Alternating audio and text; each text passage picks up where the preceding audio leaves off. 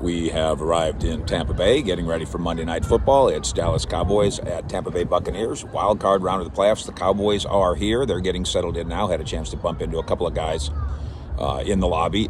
Team in good spirits. Most of them getting ready to do meetings and have their meal and then maybe watch a little football and have a snack. As you probably know, and this is happening right now, they are interested to know what's going to happen in the Giants-Vikings game, which is ongoing right now. The Giants looking pretty sharp at Minnesota at this time.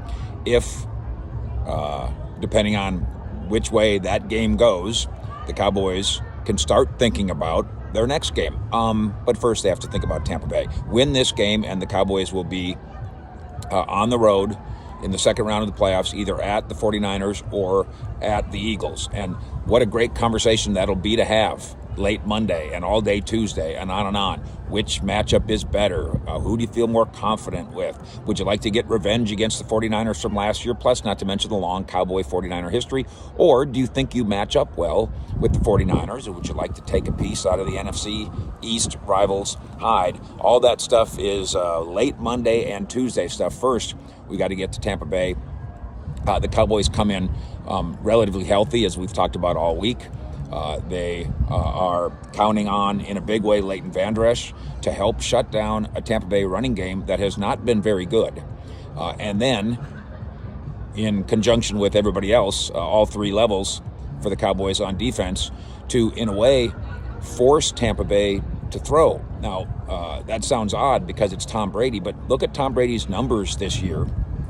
And they're not Tom Brady-esque. In fact, at 45 years old, he's settled into something different over the course of the last 18 weeks, something different than he had obviously once been. Doesn't mean he's not scary in the playoffs. We're about to see whether or not that comes true or not. But the Cowboys, maybe the biggest thing they hang their hat on here. And as you're kind of analyzing this game yourself, if you go look at Tampa Bay over the course of 17 weeks, the inconsistency, you think the Cowboys had inconsistencies? Nothing as wild as that team did.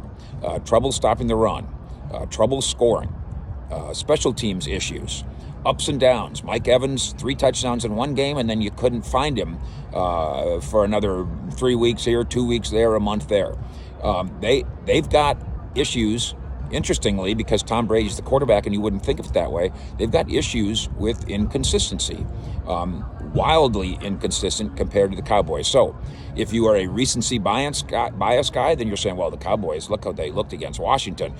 Well, you can erase that by saying, look at how Tampa looked in their final game in a very similar loss to Atlanta. So it's really probably evaluating this game shouldn't be about what happened in the last time we saw them or a recency bias. It should be about which team is more consistently playing at a high level over the course of 18 weeks or recent weeks. And I think that answer, and the Cowboys think that answer, as they sit here at the hotel and get ready to do some more studying, the Cowboys think that answer is the Cowboys. With the Dallas Cowboys in Tampa, Fish out.